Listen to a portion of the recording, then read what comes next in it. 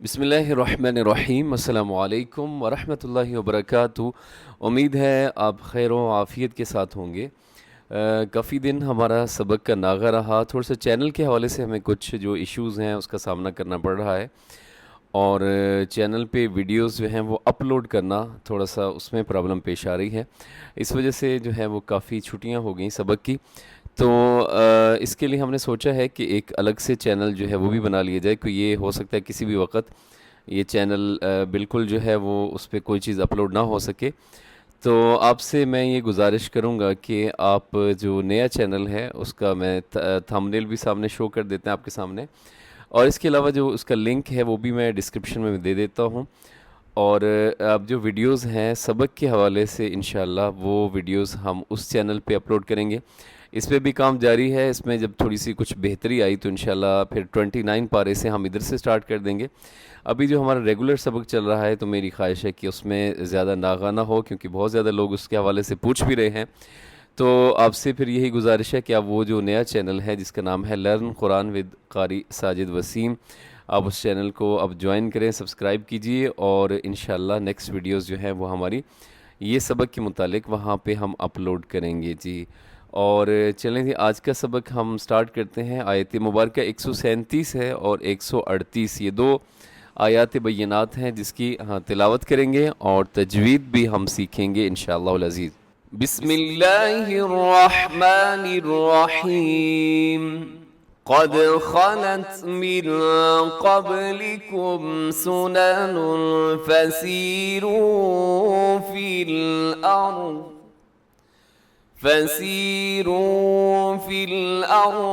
فانظروا كيف كان عاقبة المكذبين هذا بيان للناس وهدى وموعظة للمتقين۔ ان دو آیات بینات کی تجوید دیکھیے گا۔ سب سے پہلے قد، قاف تو آپ کو پتہ ہے کہ ہمیشہ موٹا پڑا جاتا ہے، قاف اور ایک ہوتا ہے کاف۔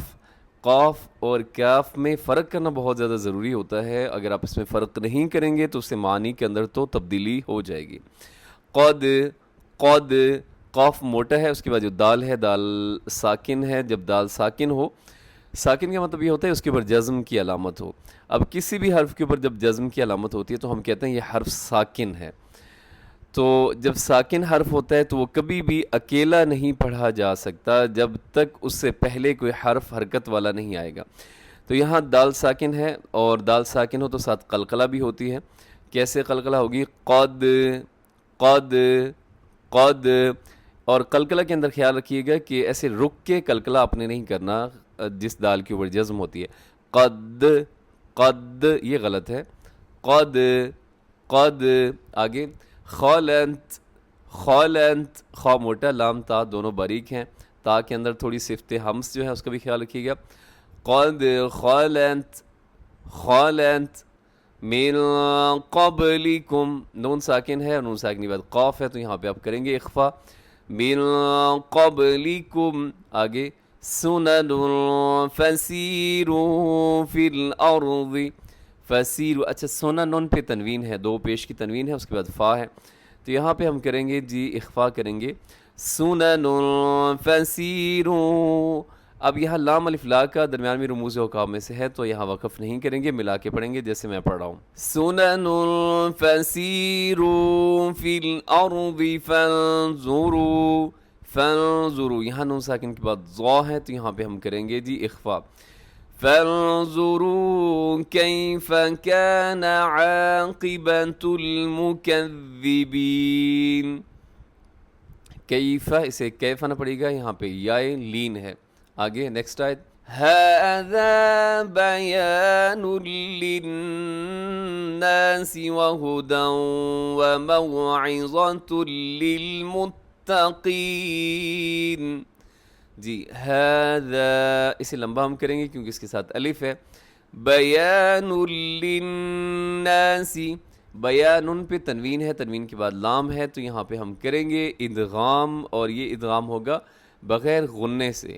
بغیر غننے والا ادغام ہوگا بیان للناس، للناس نون مشدد ہے، یہاں غنہ کیجیے گا، وہدی وموعظۃ للمتقین، یہاں دو ادغام ہو رہے ہیں، ایک ہے غننے کے ساتھ، دوسرا ہے بغیر غننے کے۔ غننے والا پہلے ہے وَهُدًى، یہاں تنوین ہے، تنوین کے بعد واو، تو یہاں ادغام غننے کے ساتھ، وَمَوْعِظَةٌ لِّلْمُتَّقِينَ، یہاں پہ جو ادغام ہے، یہاں موعظۃن کے آخر میں تنوین ہے، تنوین کے بعد لام ہے، تو یہاں ادغام ہوگا بغیر غننے کے، وَمَوْعِظَةٌ لِّلْمُتَّقِينَ، متقین، اس میں قاف موٹا رکھیے گا، قاف کے نیچے اگرچہ زیر ہے، اس کے باوجود آپ اسے موٹا رکھیے گا۔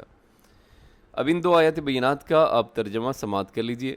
آیت نمبر 137 کا ترجمہ دیکھیے گا، قد خالت گزر چکی، من قبلکم تم سے پہلے، سنن واقعات، فسیرو تو چلو پھرو، فی الارض زمین میں، فانظرو پھر دیکھو، کیف کیسا، کانا ہوا، عاقبت انجام، کن کا انجام، المکذبین جھٹلانے والوں کا انجام کیسا ہوا۔